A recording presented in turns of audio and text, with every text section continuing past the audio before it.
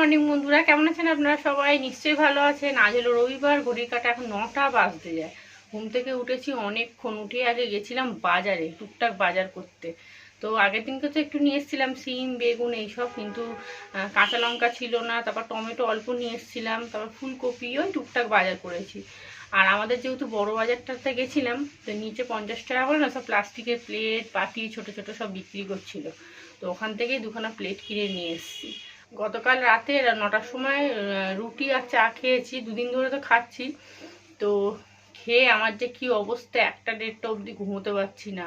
পেটটা কেমন ব্যথা ব্যথা করছে আর শরীরটা কেমন যেন করছে। আর আমার যেই গ্যাস হয় না, আমার মাথা ঘুরে আগে। তো আমি বুঝতে পারছি মানে আমার গ্যাস হয়ে গেছে। আর কালকে যে সবজির তরকারিটা করেছিলাম, আমি তো পুরো একাই খেয়েছি। কারণ মা তো এঁচড়ের তরকারি নিয়েছে, মা বলছে আমি আর নেবো না, তন্ময় তো খাবেই না। আমি ভাবলাম এইটুকু আবার রেখে দেবো, খেয়ে নি। ও বাবা, ওই যে খেয়েছি, আমার যে শরীর কেমন করছে, প্রায় 1টা-1:30 অবধি ঘুমোতে পারিনি। তারপরে ওইরকম করে করে করে করে একটু জোয়ান জল খেয়ে যাই হোক শুলাম। 6টার সময় উঠে একটা গ্যাসের ট্যাবলেট খেলাম। এখানে বাসনপত্র সব রাত্রেই মেজে রেখেছিলাম। আর এখানে চা বসিয়ে দিয়েছি। আর মাংস তো আগের দিনকে গতকাল তৃষান এনে দিয়েছিল। আর এই প্লেটগুলো কিনেছি, এসে একটুখানি মেজে রাখলাম, মেজে জল ঝরিয়ে নিলাম, তুলে রাখবো। 50 টাকা করে, আবার কি বলুন, 1 মাস চললো ঠিক আছে, পয়সা উসুল। এতে রুটি খাওয়া যাবে, ভাত খাওয়া যাবে না মনে হচ্ছে। কারণ খুব যে মোটা তাও না, আবার খুব যে পাতলা তাও না, রুটি খাওয়া যাবে। আমার রাত্রে ঘুম হয় না তো, আমার মাথা গরম হয়ে আছে। আজকে যাত্রার সাথে ঝামেলা করে ফেলতে পারি। আর বাইরে হেভি রোদ উঠেছে, তার মানে হেভি ঠান্ডা পড়বে। এখনো কি করা রোদ। দুজনে 2 কাপ চা করে নিয়েছি। তন্ময় কি টিফিন খাবে জানি না, আমরা কি খাবো জানি না। আর এখানে একটু গরম জল করেছি, কারণ চা খাওয়ার আগে একটু জল খেতে হবে। খালি পেটে চা খেলে মুশকিল হয়ে যাচ্ছে। প্রতিদিন 1 গ্লাস করে গরম জল। আর এই কাপগুলো বেশ অনেক দিন হলো এনেছি, দেখছি না চটে চটে যায় না, ঠিকই তো আছে। আবার আজকে বলছি চটে যায় না, কালকেই হয়তো চটে যেতে পারে।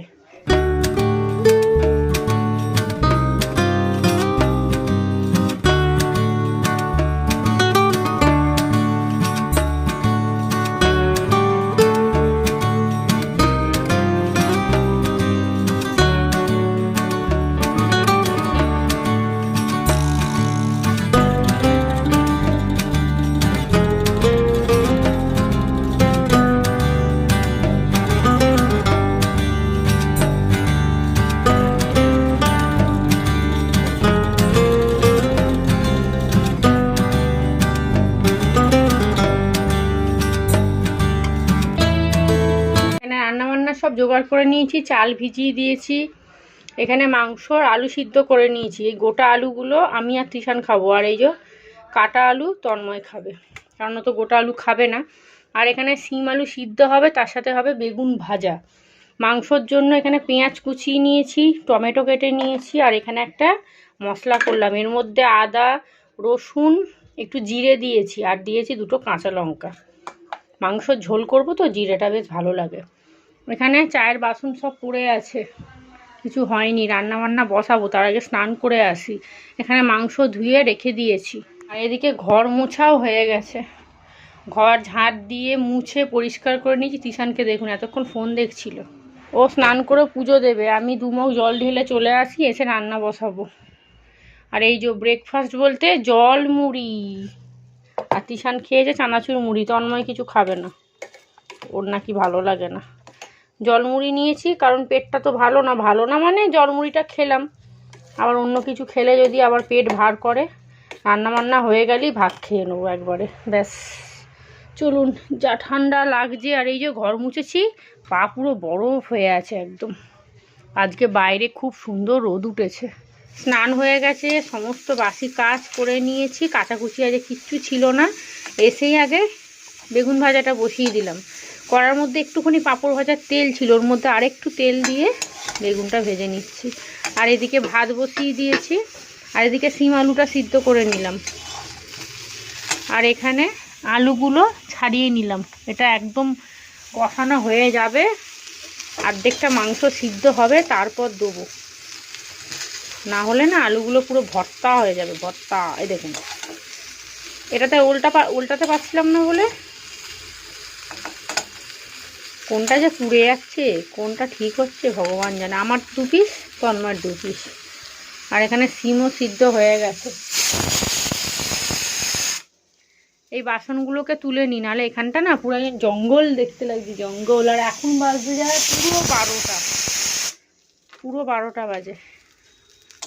এখানে বড় কড়াটা বসিয়ে দিয়েছি, কড়াই তেল দিয়েছি, দিলাম 2খানা ছোট ছোট তেজপাতা, দিলাম একটু চিনি। এবারে একটু নাড়াচাড়া করে নেবো, নিয়ে পেঁয়াজ কুচিটা দিয়ে দেবো। আর সব কিছু একদম পরিমাণ মতো করে মানে কেটে নিয়েছি। যতটা মাংস ততটা মশলা দিচ্ছি। আপনারা যদি কম হয় কম মশলা দেবেন, বেশি দেবেন না, তাহলে মশলাটাই বেশি দেখা যাবে, মাংস আর দেখা যাবে না। আর এখানে পেঁয়াজটা ভেজে নিয়েছি, এবারে দিলাম মাংস। এবারে যে মশলাটা করে রেখেছিলাম মিক্সির বাটির মধ্যে, সেটা পুরোটা দিয়ে দিলাম। দিলাম টমেটো, দিয়ে দিয়েছি হলুদ গুঁড়ো, লঙ্কার গুঁড়ো দিলাম। এবারে মেন জিনিস নুন, যেটা ছাড়া রান্না একদম অসম্পূর্ণ, তো দিয়ে দিয়েছি। দিয়ে এইবারে মাংসটা ভালো করে নাড়াচাড়া করব যতক্ষণ না মশলাটা ভালো করে মাংসর সাথে মিশে যাচ্ছে। আর দেখছেন মাংস কম হয়ে গেছে, কড়াটা বড় হয়ে গেছে, যেন আমার দিকে তাকিয়ে আছে একদম, যেন সেই বিয়েবাড়ির রান্না হচ্ছে। অথচ দেখুন মাংস একদম তলানি। চলুন এবারে ঢাকা চাপা দিয়ে ভালো করে কষিয়ে নিই। এখানে মাংস কষিয়ে নিয়েছি, এইবারে জল দিয়ে দেবো। আজকে মায়ের মতো মাংস রান্না হবে। মাংস ছেড়ে ছেড়ে যাচ্ছে, যেহেতু শুধু লেগ নিয়ে এসছে ওই জন্য। চলুন দিয়ে দেবো জল। কষানো হয়ে গেছে, একটুখানি মুখে দিয়ে দেখেছি, সব ঠিকঠাকই আছে। এখানে বাসন সব মেজে নিয়েছি, ভাতটা বন্ধ করে দিয়েছিলাম, সিম আলু সিদ্ধ হয়ে গেছে, বেগুন ভাজা হয়ে গেছে। ব্যাস, মাংসটা হলেই আজকে রান্নাবান্না সমাপ্ত। এখন বেশি বাজে না, 12:30 বাজে। আর তিশানের জন্য গরম জল বসিয়ে দিয়েছি, ও স্নান করতে যাবে। চলুন এবার জল দিয়ে দিই। ব্যাস, আর একটু দুবেলার জন্যই করছি, ঝোল আলু তো থাকবেই। আর যদি 1 পিস করে মাংস থাকে তাহলে তো খুবই ভালো হয়। কত বড় বড় মাংসগুলো করে নিয়ে এসে দেখেছেন, এই তিশানের কাজ এগুলো। আমি বলেছি যে মাঝারি করবি, একদম বড় বড় করে দিয়েছে। চলুন জল দিয়ে দিয়েছি, এটা 10 মিনিট ফুটুক। রান্নাবান্না কমপ্লিট। চলুন আপনাদেরকে চিকেনের ঝোলের কালারটা একবার দেখাই। দেখছেন পুরো খাসি ফেল একদম। এখন আমি চিকেনটা যা করছি না, কিন্তু একবারও বলে না যে সুপ্রিয়া দারুণ হয়েছে। এখন বাজে 1টা, তিশানকে আর তন্ময়কে খেতে দিয়ে দিয়েছি। আর এখানে আমি একটুখানি চা খেলাম আর একটু মুড়ি নিলাম। আর দেখছেন কেমনভাবে হাতটা চাটলো, তবুও বলবে না যে আজকে রান্নাটা খুব ভালো হয়েছে।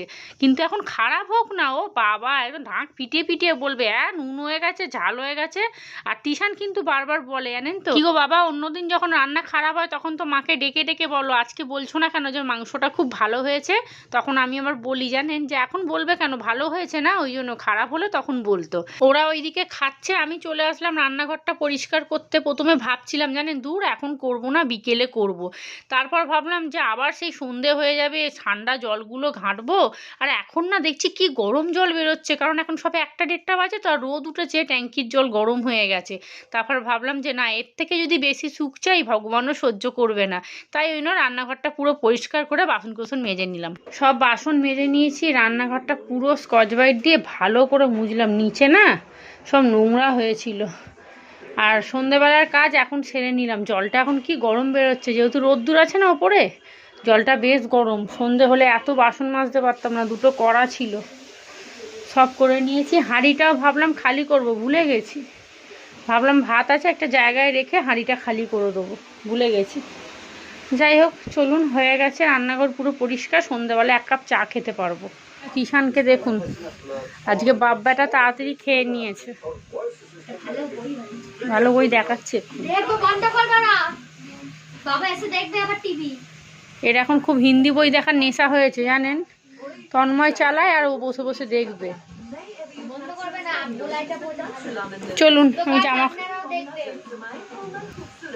চলুন জামা কাপড়গুলো তুলে নিয়ে আসি, নিয়ে এসে এবারে বিছানায় শোবো, আর পাচ্ছি না। Good evening. সন্ধ্যে এখন 6:15 বাজে। এখানে আমার জন্য লিকার চা করে নিয়েছি, তন্ময়ের জন্য এখানে দুধ চা হচ্ছে, দুধ দিয়ে গোলাবো। আর এই যে বাসন মেজে নিয়েছি, যেন মনে একটা শান্তি। তন্ময় বলেছে একটু বেশি করে চা করবে। বাবা ধোঁয়াতেই একদম অস্থির। আর তিশান গেছে কফি আনতে, ও কফি খাবে। ওর যে কি কফি খাওয়ার নেশা হয়েছে কি জানি বাবা। চলুন, চা পাতাটা শেষ হয়ে গেছে, এই 2খানা প্যাকেট ছিল ঘরে, ওইটা দিয়ে এখন চলছে। আবার চা পাতা আনতে যাবো। মা ফোন করেছিল, বললো যে লোকনাথের জন্য একটুখানি মাংস রেখেছি, দিতে যাবো। আমি বললাম এই ঠান্ডার মধ্যে কি দরকার, আমাদেরও তো মাংস করেছি। বলছে না, ও আমার হাতে মাংস খেতে ভালোবাসে, আমি অল্প একটু রেখেছি, ওর জন্য দিতে যাবো। তাই বললাম আসবে এখন, তাহলে তাড়াতাড়ি চলেই আসো। তো মা আসুক, মাকে আবার এলে চা করে দেবো। আগে আমরা এখন চা খেয়ে নিই। আর মা আসবো তো, এই শাড়ি পরবে, এই টুকটুক করতে করতে 7টায় ঢুকবে। মাইক্রোওভেনে তিশানের কফির জল বসিয়েছি। ওর আবার হঠাৎ করে কফি খাওয়ার নেশা হয়েছে খুব। বিস্কুট নেই, এই যে দোকান বন্ধ। দুটো দোকানই বন্ধ? না, দোকান খোলা ছিল, কিন্তু কিন্তু বিস্কুট নেই। ভালো হয়েছে। ওর জন্য কফির জলটা বসিয়েছি, ও কফি খাবে, আমার লিকার চা, তন্ময়ের দুধ চা হয়ে গেছে। চলুন চাটা খাই। আর রাতে রান্না বলতে মাংস তো আছে, শুধু এদের দুজনের জন্য পরোটা করব। আমি খাবো না, আমি ভাত খাবো। তো দেখি যদি খেতে ইচ্ছা করে একটা আমার জন্য করব, ব্যাস। মা আসুক, মা এলে মাকে আবার চা করে দেবো। এখানে তিশানের কফি রেডি।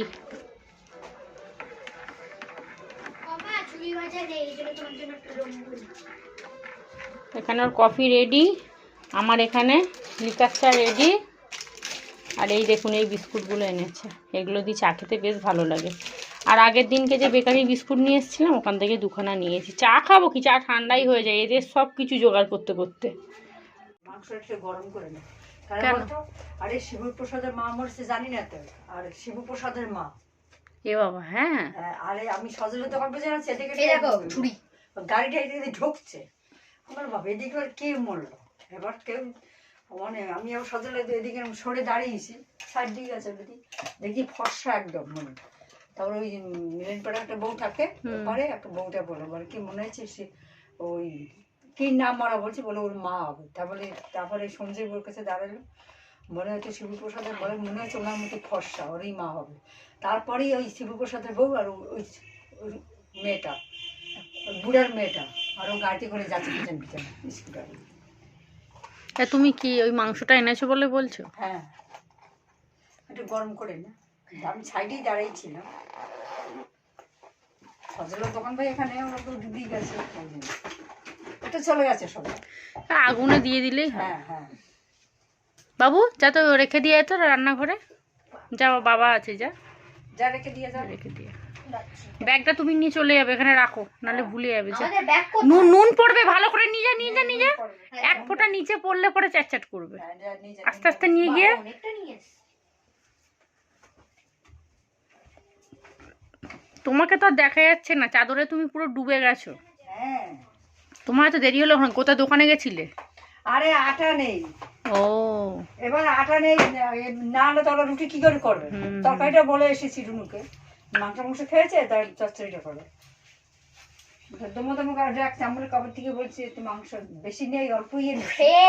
তুমি তুমি তুমি কি ভুলে গেছি। এখানে মায়ের জন্য 1 কাপ চা করে নিয়েছি। তুমি একটু চা খাবে? একটুখানি আছে দিয়ে দেবো। বাবা, এখানে মাকে চা করে দেবো। আর এই যে মা মাংস নিয়ে এসছে, মাংসর কালার দেখেছেন, কষা কষা একদম। তবে ওই যে বললো রাস্তায় নাকি মরা দেখেছে, বললো একটুখানি আগুনে প্রথমে চাপিয়ে গ্যাসে তারপরে খাবি। আর এখানে কয়েকটা কাপ টাপ পড়েছিল, সব মেজে নিয়েছি। মা চলে গেলে ময়দা মাখবো। চলুন, যতটা চা মাকে দেবো, তারপরে বাদ বাকিটা তন্ময়কে দিয়ে দেবো। চা খেগো হয়ে গেছে।